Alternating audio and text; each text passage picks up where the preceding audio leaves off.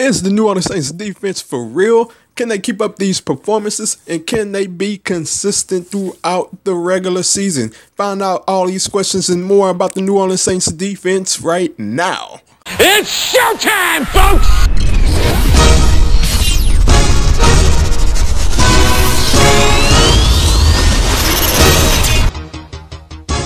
Ladies and gentlemen, I'm back once again. I'm talking about the New Orleans Saints defense, how well they have been playing on my YouTube sports channel. I haven't been on as much, but that is about to change right now.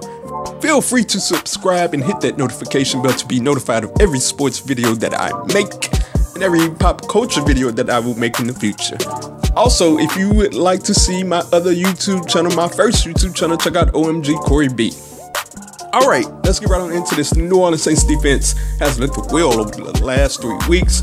We start off with Carolina. Well, first we're going to start off the first 2 weeks. They obviously look like the old Saints defense, and everybody was all over them for that.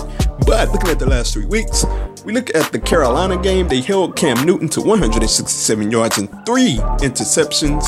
The following week, against the Dolphins in London, they held Jay Cutler to 164 yards and a pick. And after those 2 games, there were a lot of people saying, oh, well, it's just Cam. Cam was hurt. You know, he's not back to being the old Cam. And Jay Cutler is Jay Cutler. So those were flukes. So going into this week, everybody was saying, okay, Matthew Stafford is going to tear the Saints defense up. Start him in your fantasy lineups. The Lions offenses are going to go off. And I was interested. I wanted to see what would happen. And sure enough, the game turned into a 45-10 blowout. Mostly, in fact, due to the Saints defense. And they were dominating for the greater majority of the game. They had Stafford rattled. They were getting pressure on him left and right. And obviously, the score got closer, but it's not indicative of the New Orleans Saints defensive performance. What happened was New Orleans Saints played prevent offense, which allowed the Lions to get right back in it. They play prevent defense too. You know, prevent defense prevents you from winning. That's what I think about that. So obviously the Lions get back into it. But Cam Jordan sealed the deal with an interception in the end zone. And the Saints defense had 3 defensive touchdowns overall. And it was just a dominant performance. So look, that is 3 weeks in a row the Saints defense has looked really nice. And this week there are no excuses about, you know, it wasn't a good performance, because the Lions offense, they have a prolific offense, and the Saints defense held them down really well. Looking forward, look, the quarterback pressure has been phenomenal for the Saints. In years past, when you look at the Saints defense, one of their biggest problems was that quarterbacks would stand in the pocket like a statue. And I don't care who's back there, you're going to make them look like Tom Brady if you don't get pressure on them. They're going to find somebody open eventually.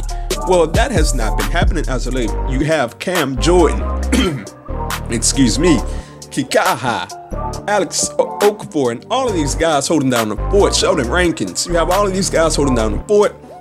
And that makes life easier on your secondary. And speaking of the secondary, I think the MVP of this defense has been Marshon Lattimore. This cat has been balling. I don't know how else to say it. He's been balling. And you know, you don't hear his name a lot, and that's a good thing for secondaries, because that means they're not getting picked on, they're not getting passes thrown on them. But looking at this last game against the Lions, he had a pick-6 on Matthew Stafford. And looking at the Saints overall, normally they do not draft well when it comes to cornerbacks and secondary. Normally they don't develop these guys well enough. But in this case, the Marshon Lattimore pick is paying off in gold. And this guy has been the anchor for the secondary. He's been the shutdown corner, and I've really enjoyed watching him. He has been playing great. And looking forward, they've been doing all of this without Delvin Breaux. Delvin Breaux was one of the best cornerbacks in the league. This guy's been out with an injury. He should be back in a couple of weeks. And you look at the fact that they will have Marshon Lattimore on one side and Delvin Breaux on the other side. they then turn into a scary defense. They don't turn into just a good defense, they turn into a scary defense. And looking forward, you look at the schedule, they have the Packers coming up. That's normally a tough game in Lambeau, but now that Aaron Rodgers is hurt and possibly for the year, you have Brett Hundley back there. Look, I don't have anything against Brett Hundley, but he's inexperienced, and I think that this defense, with the way that they blitz, they are going to give him fits. You have the Bears in the dome, and I think they're going to give Mitch Trubisky fits as well. It's going to be his first time in the dome. And you have the Buccaneers. Jameis Winston is kind of banged up as well. So we'll see how that one goes. That should be a really good game, by the way, at Tampa Bay. And those are the next 3 games coming up. Who knows?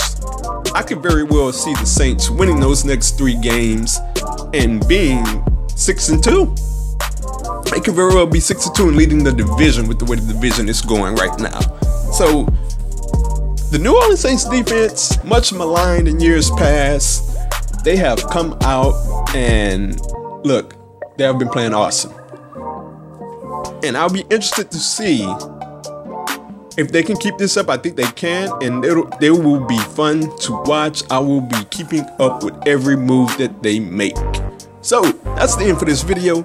Feel free to subscribe, feel free to like, and also hit that notification bell as well.